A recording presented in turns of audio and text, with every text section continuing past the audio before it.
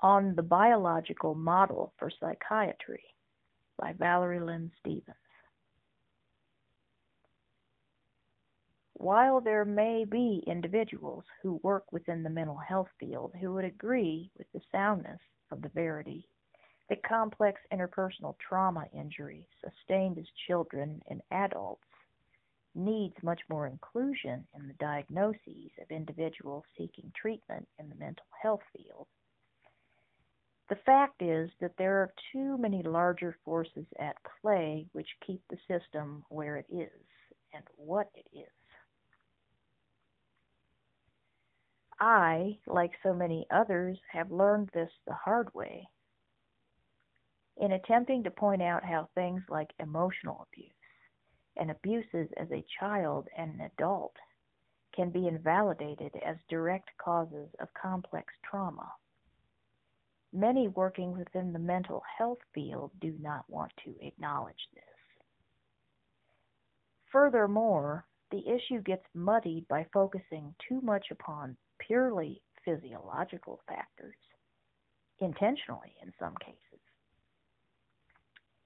Being treated with dignity and respect in the mental health field can be tricky due to this. I think this is mainly because many people don't want to face it or deal with these dark realities present within themselves and in others.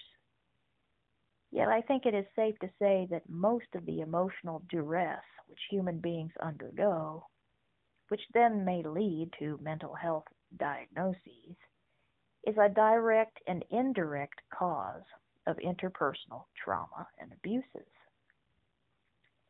But the truth is, there are a lot of people who are still hoodwinked by the system. I was partly hoodwinked for a time myself. If we fail to dig deep and treat the whole person, then people will not be helped. People need genuine and active compassion and understanding, not more labeling, mismanaging, invalidation, and judgment. Moreover, the absence of an awareness of having deeper trauma does not mean that one does not have it. If every human being on the face of the planet dug really deep, they'd find it. Some people are just not as self-aware. To be human is, by essence, to have been traumatized or adversely affected by at least something.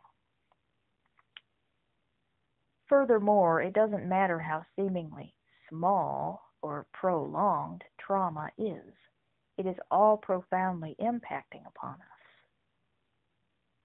And in response to those who make the fallacious and Cartesian claim that we must focus upon the neurochemical imbalances present in trauma survivors at the expense of the deeper issues underlying the etiology of such neurochemical imbalances, the two are not mutually exclusive, and it is harmful to treat them as such.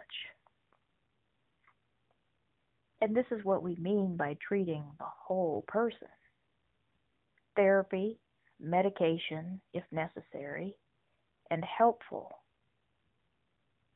are helpful, and also trauma processing of our own volition. Things like depression, anxiety, etc. do not arise out of a vacuum, and the chemical imbalances and other health issues that they cause are directly related to psychological and emotional duress of some variation or another. While it is true that not all hardships cause major mental health issues in and of themselves in all persons, the nature of emotional and psychological trauma is usually cumulative, not just incidental. And this supports what we are coming to understand and what we know about the interconnectivity and web-like functionality of neuroanatomical structuring. Furthermore, it is a gross misconception that trauma can only be caused in the minds of children and not adults. I personally find the whole Western approach to medicine a bit reductionistic, and ultimately have seen the harm that it does to the human soul. And an individual being treated for depression is also an individual being treated, hopefully, for some kind of underlying issue. The two are usually not mutually exclusive entities. Yet here, ladies and gents, is where we enter into the realm of physiology versus metaphysiology, that epic dialectic between the exoteric and the esoteric. I personally believe that human beings are far too complex to be reduced to merely physiological epiphenomena. This is the problem with using only the Western model of medical science. Too Cartesian for my own personal knowledge and experience base. It is so important that the medical community not dismiss some of what's regarded as the soft sciences as completely complementary to the so-called hard sciences. Realms such as philosophy, psychology, theology, sociology, etc. are equally necessary to study for healthy and optimal development and treatment of the human person. In finale, as with all tools, it's about the intentions of those wielding them, which determines their helpfulness or harmfulness.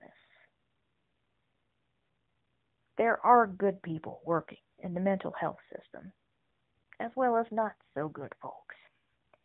It is what it is, but we can all make the best of it, and we must take the reins on our own health, well-being, and growth. But those helping us along the way also need to make sure that they are operating within the bounds of that as well. It's a collaborative effort, and from my own experience, some practitioners misuse their knowledge with the intention of exploiting vulnerable people who merely end up being re-traumatized. That's what I was referring to about wielding it properly. An individual's existentialia, as Martin Heidegger called it, is very, very pertinent information regarding not only understanding of the presented condition, but also treatment. Overall, I think that the DSM-5 would benefit from having the etiology of all psychiatric conditions listed, especially as it relates to trauma. After all, why should more credibility be given for, say, a strictly physical designation or condition than a mental one regarding its origins or causes?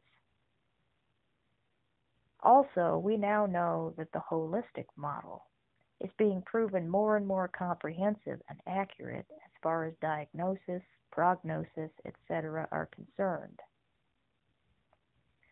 Mind and body are most definitely symbiotically ensconced.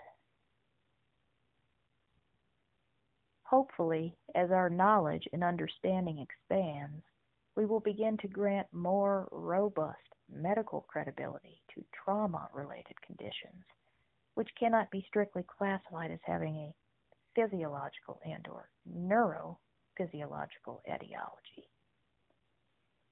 This approach, while perhaps not intended by everyone who uses it, is very invalidating and dismissive, thus re-injurious to survivors of horrific childhood and adulthood trauma and abuse, whose diagnosed conditions are a direct consequence of their interpersonal traumas.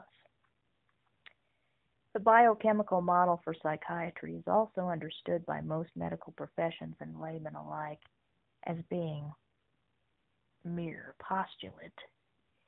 In a word, the quote-unquote hard sciences approach for psychological diagnostics and treatment arose out of humankind's attempt to explain and then treat what is more philosophically understood as the human condition as it struggles to survive the horrors of evil on this earth. I suppose this more rigorous, honest, and inclusive approach depends upon whether or not an individual acknowledges the verity of phenomena which lie beyond the borders of hard science, and whether or not that individual is viewing ultimate reality with eyes wide open or eyes wide shut. If it be the latter, they become merely yet another part of the problem, rather than the solution. And these issues, of course, beg a whole other discussion. Postscript. John Muldrow wrote an interesting and quite compelling book which explores this subject, entitled How to Become a Schizophrenic, The Case Against Biological Psychiatry.